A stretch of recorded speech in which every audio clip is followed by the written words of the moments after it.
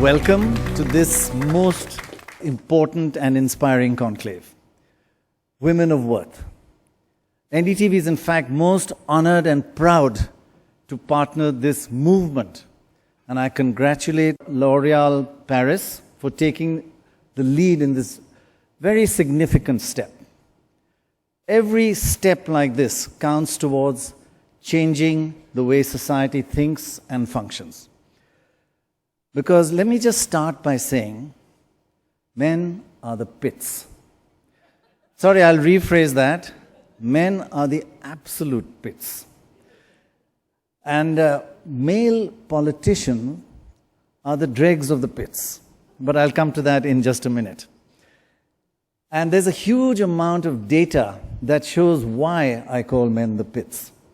A recent survey by the Peterson's Institute of nearly 23,000 people across 91 countries shows that female leadership boosts profits in corporations by 15%.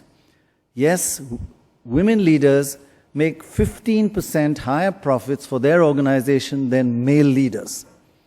And yet, 1 in 10 CEOs are women. And it's the male mind that is now proved to be twisted. A recent paper by the World Economic Forum quotes extensively of the subconscious male mind being awfully biased.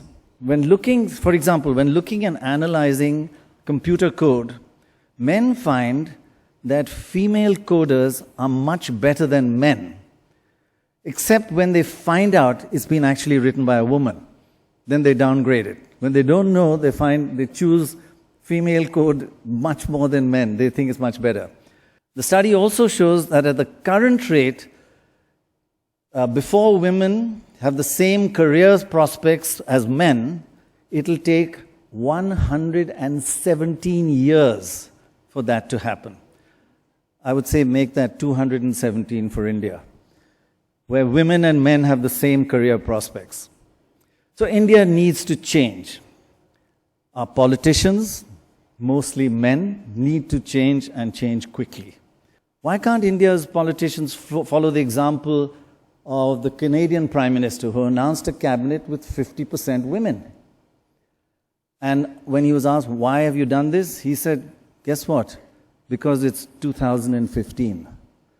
Women in India are better than men. And it shows at NDTV. We count... Oh, I've got for once, an audience that agrees. In NDTV, we count 1 woman is equal to 5 men. So we appeal in this campaign, and this is a beginning, against gender discrimination. So why this disparity in every walk of life? Frankly, and I will say it again, it's all about fear. Men in India know that women are better than them, so the only way for men to succeed is to use every way possible to keep women away from becoming competition. Because in a fair and equal competition status, men don't stand a chance. So this conclave aims to change some of that. I just ask you now to sit back and listen to some of the most wonderful minds and most talented people in our country. We would like to invite Managing Director L'Oréal India, Jean-Christophe Latier. Please come on the stage and say a few words. Thank you, Dr. Roy. So at L'Oréal also we believe 1 man is worth 5 women. We worship women at L'Oréal. It's what we do every day. It gives me great pleasure to welcome you to the L'Oréal Paris Women of Worth Conclave. At L'Oréal India, over 50% of women are managers, and we have innovative programs to encourage their talent in the organizations. While internally we continue to build stronger programs to promote the talent diversity of our people, externally, initiatives Women of Worth are also important to recognize the important contribution of women to society. The issues that will be discussed today are critical, so with regards to society and the evolving role of women. Our guests are well-known opinion leaders who themselves have worked tirelessly to promote gender parity and are strong advocates on a range of issues facing women today. I would again like to thank our partner NDTV, who have done so much to promote and champion the cause, women's empowerment, and created a platform for robust and honest discussion on the issues that women affect today. I'm hoping that you will find all these discussions on various panels extremely enriching.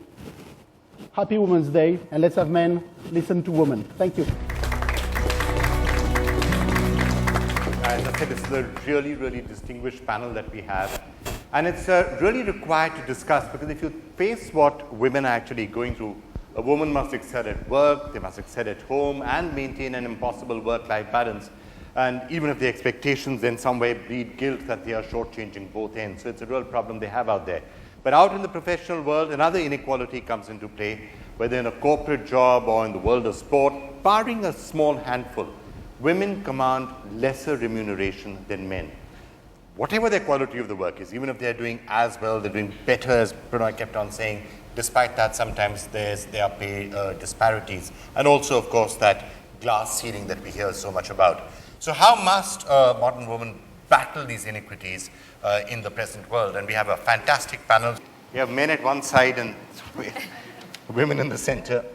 Okay, let me just dive straight into it. You know, coming from some organizations, Prannoy was talking about NDTV, where look, men are outnumbered. My boss has always been a woman, so sometimes it's slightly, you know, it's strange to really recognize the reality in a large part of the country, and actually a large part of the world, that there are gender disparities, there are inequalities. Why is it that women would not get the same pay for the same job, the same quality of job? Men in most of these jobs are a majority. Now, when you talk about Parliament itself, we are very few women. And I think men, I'm sorry, I don't want to say men and women, but I think that, you know, inherently women are looked upon as the weaker sex. So they're not able to kind of give their best in many things. It could be because they have to take offs. I'm sure, you know, Mrs. Kidwai will be able to tell you they have maternity leave, and they have so many various issues, you know, physically. So I think all this is kind of has labeled women as the weaker sex. Why, Nainalal Kidwai, would that though necessarily be the case in organizations which are run by women? And there are a large number of sectors now. Look at the banking sector. Look at the number of top banks now in India which are actually run by women. So why in these areas would you not have that particular problem taken care of, and women being a lot more sympathetic to other women who work for them? So I think these are the very organizations that are setting the stage for right behavior.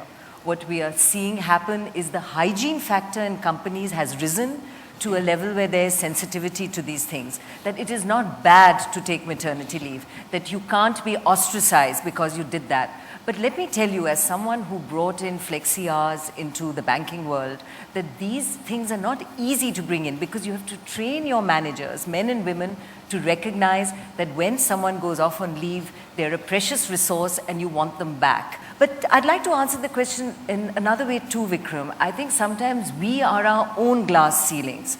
We see glass ceilings where they don't exist. Right. And I can tell you, as someone who is a boss to men and women, the guys push you much harder. They would follow you into the loo if they could. And the women who could don't. So women don't push their cause as hard as guys do. And all things being equal, what can happen as a result is the guy becomes such an irritant that, or he's always threatening to leave, that you end up seeing him being promoted rather than the woman who waits till she's 100% ready for the job.